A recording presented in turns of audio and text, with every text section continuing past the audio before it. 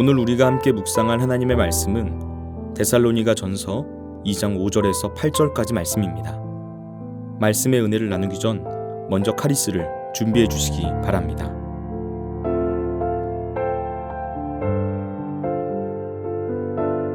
너희도 알거니와 우리가 아무 때에도 아첨하는 말이나 탐심의 탈을 쓰지 아니한 것을 하나님이 증언하시느니라. 또한 우리는 너희에게서든지 다른 이에게서든지 사람에게서는 영광을 구하지 아니하였노라. 우리는 그리스도의 사도로서 마땅히 권위를 주장할 수 있으나 도리어 너희 가운데서 유순한 자가 되어 유모가 자기 자녀를 기름과 같이 하였으니 우리가 이같이 너희를 사모하여 하나님의 복음뿐 아니라 우리의 목숨까지도 너희에게 주기를 기뻐함은 너희가 우리의 사랑하는 자 됨이라. 아멘.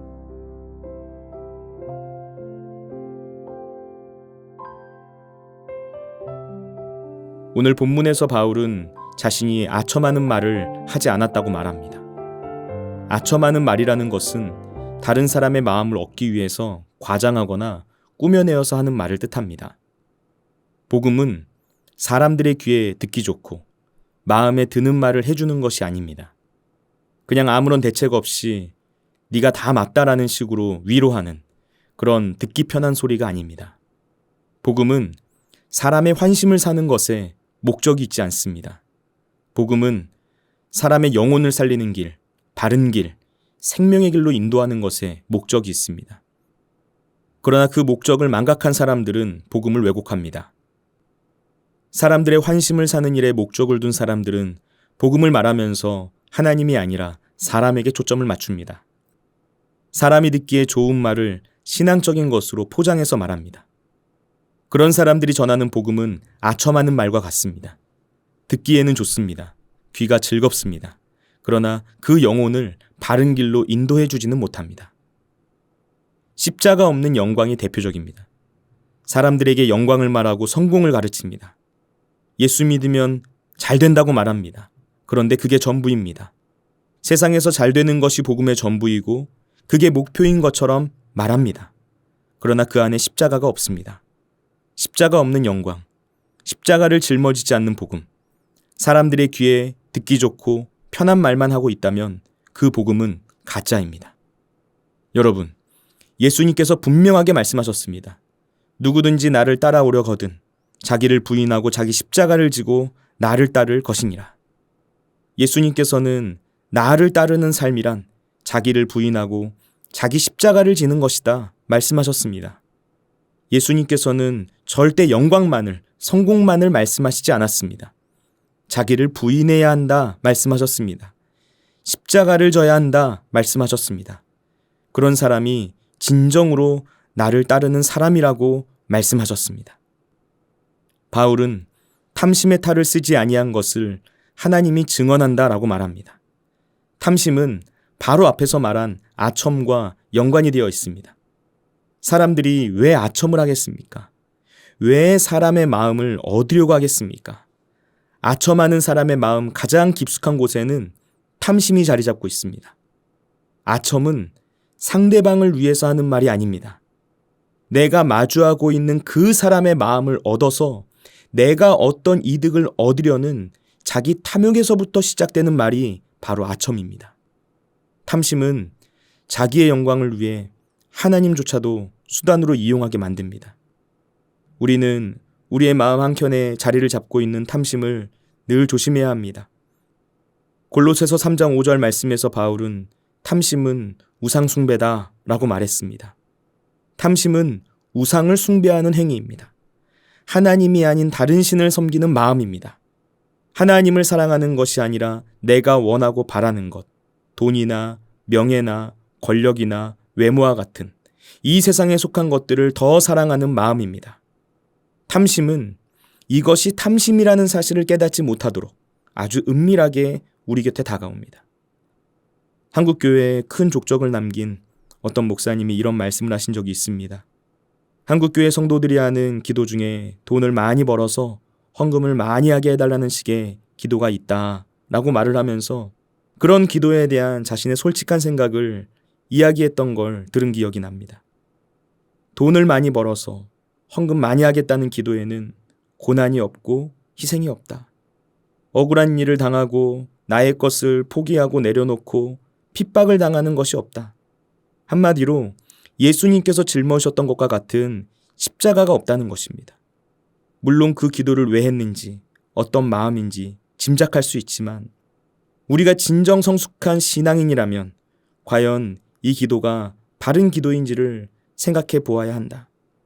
이런 식의 이야기를 그 목사님이 했던 것입니다. 십자가 없는 영광, 고난과 희생과 자기 포기와 내려놓음을 찾아볼 수 없는 사랑에 우리가 매력을 느끼고 있다면, 혹시 나도 모르게 그런 것들에 끌려가고 있다면 우리는 반드시 주님 앞에 엎드려야 합니다. 기도해야 합니다. 주님의 십자가 보혈의 은혜로 우리 마음의 완악함과 죄악됨과 더러움을 씻어달라고 간구해야 합니다. 여러분, 복음이란 무엇입니까? 복음은 우리에게 무엇을 가르쳐주고 있습니까? 복음은 예수님께서 우리를 사랑하셔서 우리를 위해 죄의 형벌을 대신 받아서 죽으셨다는 사실을 말해줍니다. 그런 예수님의 낮아지심과 자기 포기와 희생과 섬김이 십자가를 통해 완전히 드러났다고 가르쳐줍니다. 그렇게 십자가에서 죽으신 예수님을 하나님께서 다시 살리셨다고 말합니다. 십자가 없는 영광이 아닙니다. 반드시 십자가를 통과해야만 영광이 있다고 말합니다. 이것이 바로 복음입니다. 바울이 데살로니가 교회 성도들에게 자신의 마음의 중심에 무엇이 있었는지를 말해줍니다. 6절 말씀입니다.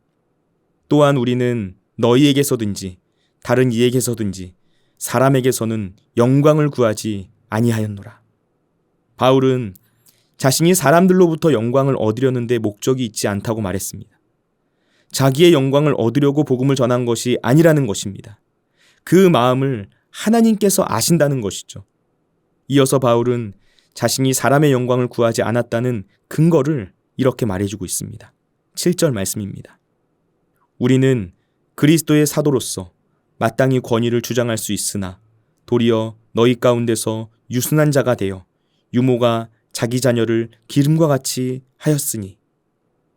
7절 말씀에서 자신은 사도로서 마땅히 권위를 주장할 수 있었지만 그렇게 하지 않았다고 말합니다. 권위가 없는 것이 아닙니다.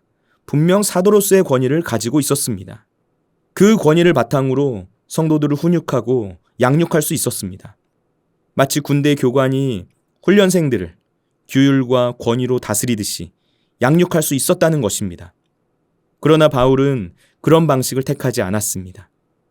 도리어 유순한 자가 되었습니다. 마치 유모가 자기 자녀를 기르는 것처럼, 어머니가 자기 자녀를 돌보는 것처럼 그들을 부드럽게 대했다는 것이죠.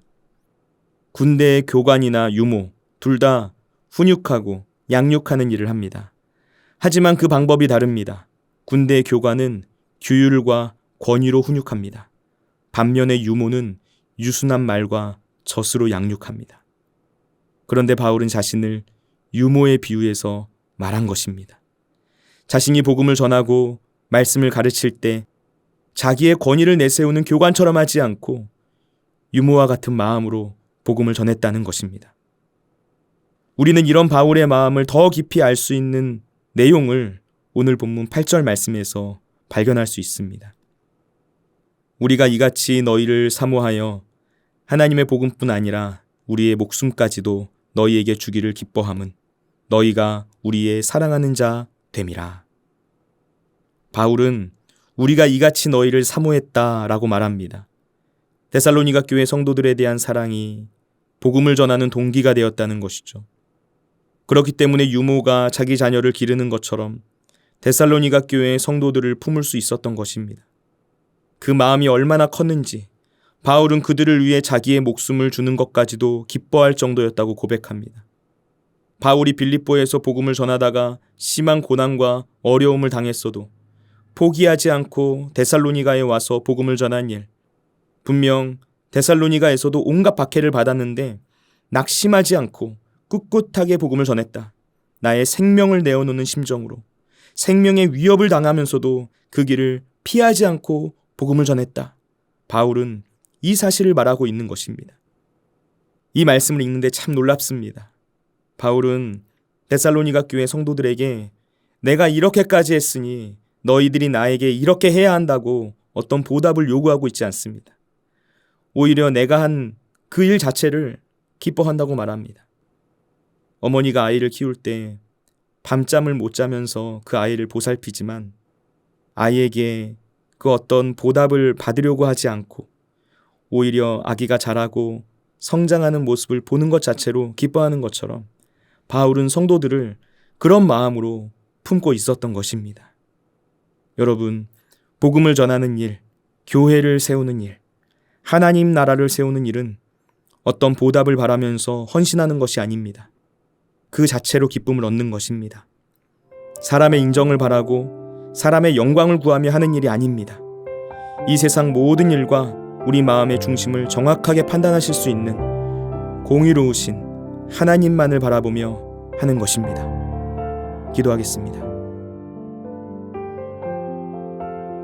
우리를 사랑하시는 하나님 아버지, 주님께서 우리 삶의 모든 영역을 다스리시고 통치하시며 지켜보고 계시는 줄 믿습니다. 하나님께서 삶의 모든 영역에 증인이 되심을 기억하며 살아가길 원합니다. 우리가 사람의 영광이 아니라 하나님의 영광을 구하는 삶을 살아가게 되길 간절히 원합니다. 우리의 마음과 생각을 붙잡아 주옵소서. 사랑하는 주님, 주님께서 맡겨주신 자리에서 나의 권위를 주장하거나 앞세우지 않도록 우리를 붙잡아 주옵소서. 마치 어머니가 어린 아이를 사랑으로 기르듯이 부드러운 말과 행동으로 맡겨진 사역들을 감당하는 하나님의 자녀가 될 수 있도록 우리의 걸음을 인도하여 주옵소서. 오늘도 우리와 함께 하시는 예수님의 이름으로 기도드립니다. 아멘. 하늘에 계신 우리 아버지, 아버지의 이름을 거룩하게 하시며 아버지의 나라가 오게 하시며 아버지의 뜻이 하늘에서와 같이 땅에서도 이루어지게 하소서. 오늘 우리에게 일용할 양식을 주시고 우리가 우리에게 잘못한 사람을 용서하여 준 것 같이 우리 죄를 용서하여 주시고 우리를 시험에 빠지지 않게 하시고 악에서 구하소서. 나라와 권능과 영광이 영원히 아버지의 것입니다. 아멘.